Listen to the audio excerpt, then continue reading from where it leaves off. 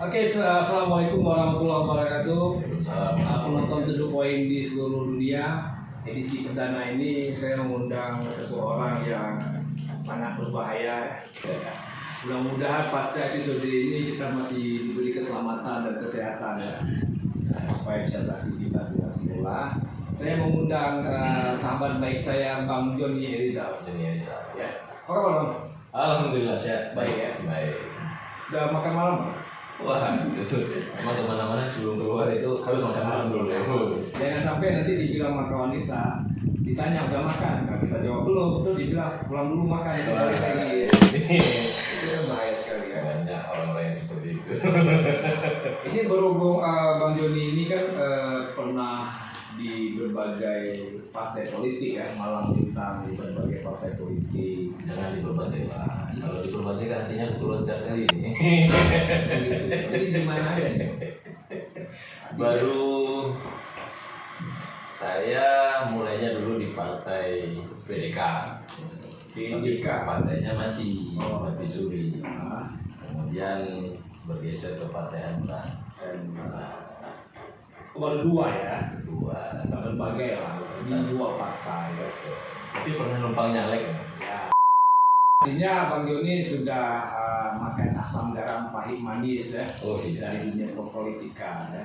Nah belakangan ini kan kita mau pemilihan, baik itu pemilihan legislatif, pemilihan eksekutif, presiden, dan juga setelah itu ada pemilihan pemimpin daerah Ya. atau pilkada kan. Kita to the point aja lah nih, sesuai dengan nama Chandra. Kira-kira untuk Aceh itu siapa yang paling cocok jadi pemimpin?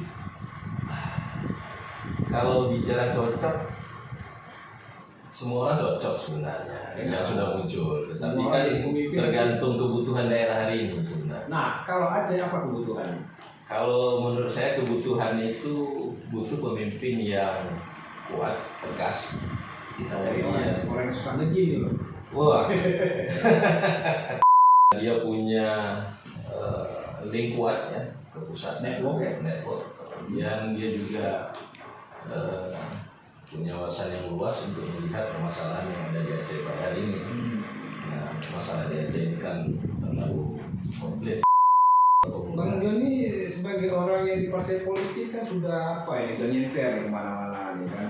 Ada banyak kenalan siapa yang kira-kira cocok. Kok tadi dibilang orang muda ini siapa anak-anak muda yang cocok ini. Kalau kita lihat yang di partai politik tentunya muaranya itu di parlemen.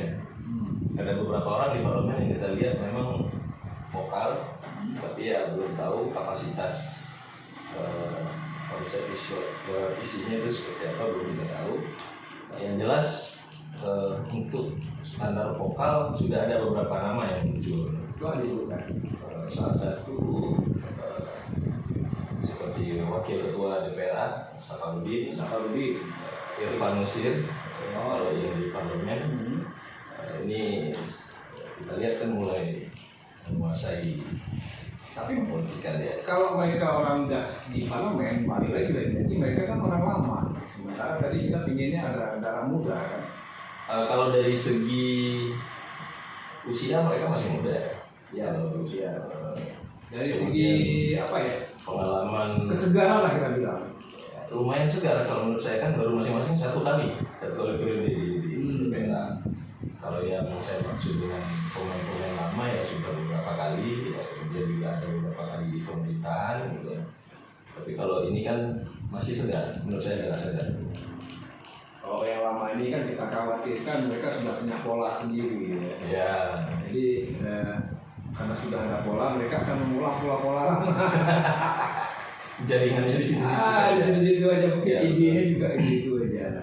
Kira-kira untuk anak-anak muda yang pingin jadi kepala daerah, apa perlu mencontoh apa yang terjadi di pusat sekarang itu? Iya. Wah, itu menarik itu, menarik. Perlu juga kayaknya ya. Perlu juga. Perlu. Orang ada banyak sekarang meme-meme itu yang mengatakan bahwa pengalamannya sebagai anak wali kota gitu ya, anak gubernur, anak presiden, nggak ada masalah. Jadi to the point-nya nih kita coba anak tokoh. tokoh. Ya. Nah, jadi simpulannya ada apa? Contohnya seperti anak presiden di Jakarta, kenapa nggak anak gubernur di sini? Iya. Kita coba. Ya. Kita copy paste. Ya, poinnya gitu. Atau anak wali kota misalnya, anak Aminullah Usman gitu ya. ya. Aminullah Iya, Usman. itu namanya demi. Tapi udah muncul jadi caleg semua. Nah, jadi caleg. Ya. Siapa tahu mau jadi wali kota kan? Saya kan nggak di. Atau anak dari almarhum Bapak Mawardi. Iya. Ya kan itu kan udah dewasa anaknya itu. Betul betul. Terus anak siapa lagi ya? Ya siap kita orang kita bukan siapa-siapa.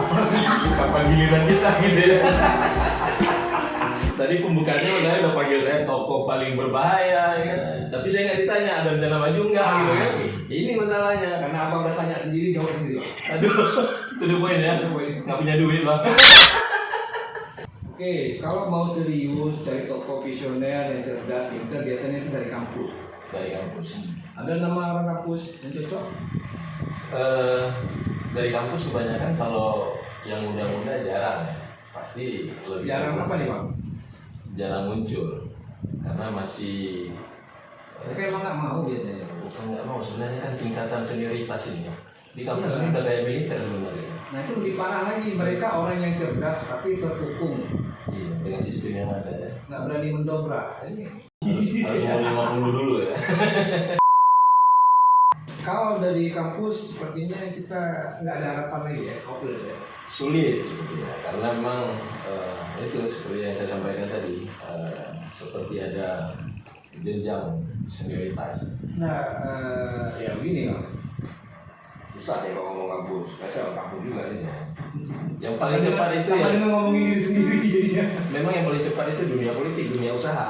Jadi prosesnya itu kadang-kadang hanya sekian tahun, kalau memang dia punya kapasitas dia langsung melompat. Dan itu adanya memang di politik, di dunia usaha. Tapi kalau di kampus, di ASN, ini kan semuanya butuh proses. Ya problemnya kan tadi kita bilang dari orang yang visioner, orang cerdas, bla bla bla. Iya.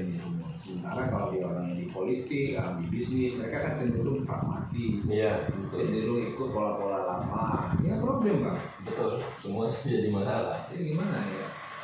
Ya, Kita batalkan aja pilkada ini. andai kita punya kuasa ya. Jadi Pak Joni sendiri ke depan ini gimana? Akan maju sebagai calon legislatif atau pilkada?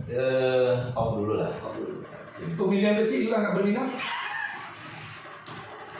Sepertinya kalau kalah di pemilihan kecil kita nggak punya kesempatan lagi untuk maju ke depannya. Memalukan.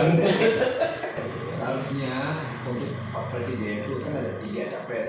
Dites dulu di kampungnya itu pemilihan lurah. Iya. Pilih nggak? Ini nggak kan kampungnya nggak terpilih. Banyak seperti itu, nggak terpilih di kecil tapi terpilih di DPR. Banyak juga kejadiannya. Karena kan kalau pemilihan lurah atau kecil itu kan orang sekitar yang milih. Iya. Kalau dia jarang nongkrong, jarang ngopi-ngopi, Bukan, masalahnya di kampung itu udah tahu penyakitnya. ya itu Itu juga. yang jadi masalah. Kantornya nggak ketahuan. Tapi kampung lain kan nggak tahu. Dia jadi jam malam nggak datang. Dia jago nongkrongnya nggak datang. Ada aja alasannya. Jadi kita cari yang muda ya. Cari yang muda ya. Yang muda ya. Yang muda, anak tokoh. Atau kita berkomitmen, ayo yang muda-muda kita cari calon pemimpin muda yang kuat, yang Itu punya kan karakter. karena yang muda kan belum dikenal, belum banyak dikenal. Menurut saya kalau pengenalan itu gampang. Itulah kita cari anak tokoh aja yang lebih 2 gampang. bulan, 3 bulan selesai sebenarnya. Misalnya Teguh Irwan Johan, kan nggak enak dikenal. Nah, Aminullah, siapa gitu kan. Itu aja. Kalau begitu ya anak ulama-ulama. Anak Boleh, Buya ya. ini, Abu Buya ini. Boleh, tinggal cepat. ditambahkan namanya aja. Jadi kita masyarakat awam nih udah lah. Baik, terima kasih ya Bang Joni. Kayaknya makin lama makin berbahaya gitu.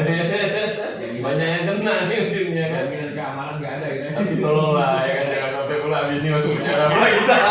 Nggak punya duit kita buat jamin keluar nih. Untuk poin yang tadi itu hanya obrolan malam. Baik, terima kasih. Assalamualaikum warahmatullahi wabarakatuh. Waalaikumsalam.